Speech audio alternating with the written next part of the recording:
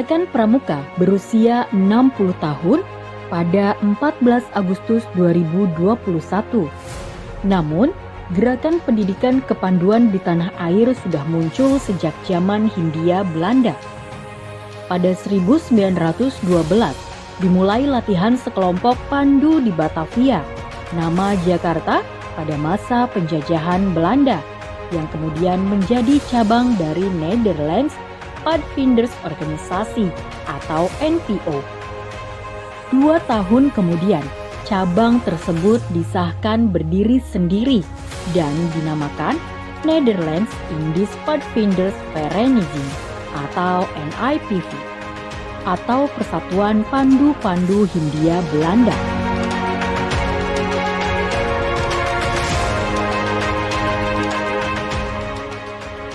Pada saat itu, sebagian besar anggota NIPV adalah pandu-pandu keturunan Belanda.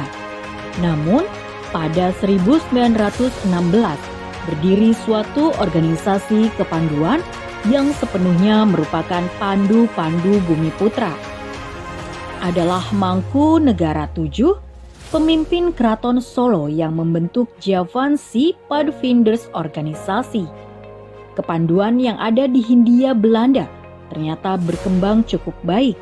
Bahkan makin lama makin banyak pula organisasi gerakan pendidikan kepanduan di negara kita. Proklamasi kami, bangsa Indonesia, dengan ini menyatakan Setelah Indonesia merdeka pada 17 Agustus 1945, banyaknya organisasi gerakan kepanduan di Indonesia sempat membuat para pemimpin kepanduan untuk menyatukan dalam satu wadah. Pada 27 sampai 29 Desember 1945 berlangsung Kongres Kesatuan Kepanduan Indonesia di Surakarta. Kongres tersebut menghasilkan Pandu Rakyat Indonesia sebagai satu-satunya organisasi kepramukaan di Indonesia.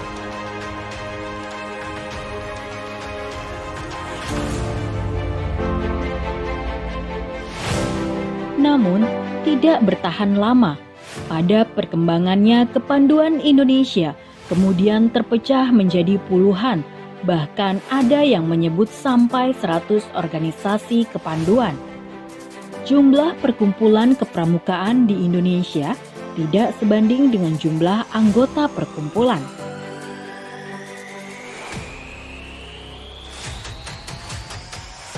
Untuk mencegah hal itu, Presiden Soekarno bersama Sri Sultan Hamengkubuwono IX yang saat itu merupakan Pandu Agung menggagas peleburan berbagai organisasi kepanduan dalam satu wadah. Hal itu pertama kali diungkapkan Presiden Soekarno ketika mengunjungi perkemahan besar Persatuan Kepanduan Putri Indonesia di Desa Semanggi, Ciputat, Tangerang pada awal Oktober 1959. Presiden kemudian juga mengumpulkan tokoh dan pemimpin gerakan kepanduan di Indonesia. Seluruh organisasi kepanduan yang ada dilebur menjadi satu. Presiden menunjuk panitia terdiri atas Sri Sultan Hamengkubuwono IX, Priyono, Ajis Saleh Ahmadi, dan Mulyadi Joyo Martono. Pada 9 Maret 1961 diresmikan nama Pramuka dan menjadi Hari Tunas Gerakan Pramuka. Pada 20 Mei 1961 diterbitkan keputusan Presiden nomor 238 tahun 1961 tentang Gerakan Pramuka, dan momen tersebut dikenal sebagai Hari Permulaan Tahun Kerja.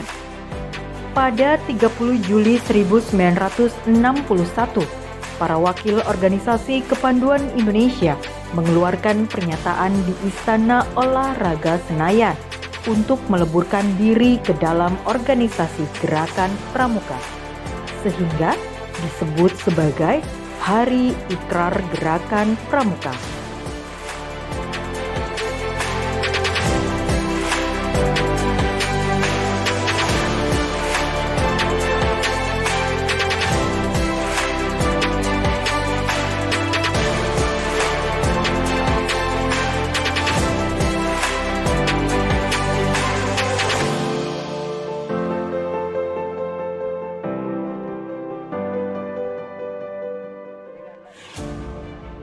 Setelah itu, pada 14 Agustus 1961, Gerakan Pramuka diperkenalkan secara resmi kepada masyarakat luas dalam suatu upacara di halaman Istana Negara, ditandai dengan penyerahan panji Gerakan Pramuka dari Presiden Soekarno kepada Sri Sultan Hamengkubuwono IX, yang juga menjadi ketua pertama Kuartir Nasional Gerakan Pramuka.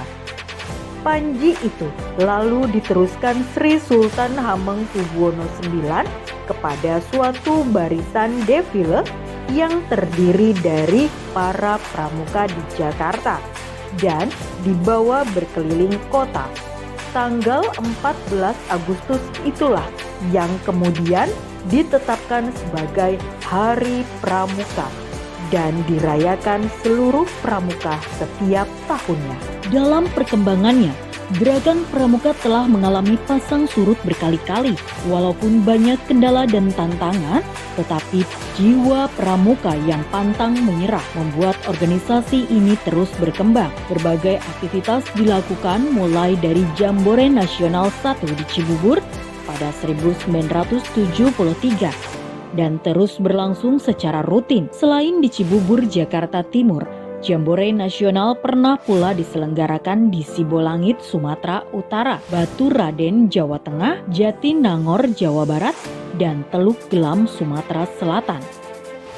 Untuk pramuka penegak dan pandega, bahkan Indonesia 2 kali menjadi tuan rumah perkemahan Wira Karya Internasional. Pertama, PW Asia Pasifik tahun 1978 dan kedua, Community Development Camp tahun 1993. Keduanya dilaksanakan di Lebak Harjo, Malang. Sementara, kegiatan Raimuna juga secara rutin diadakan di berbagai daerah.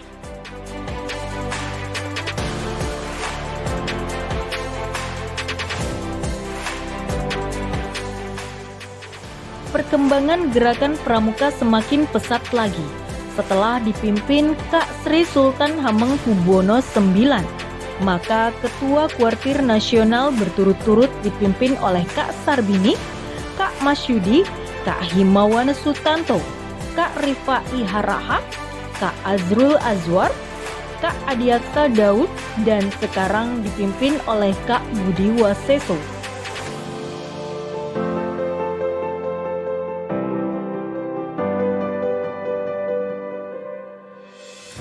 Pada tahun 2010, lahirlah Undang-Undang Nomor 12 Tahun 2010 tentang Gerakan Pramuka.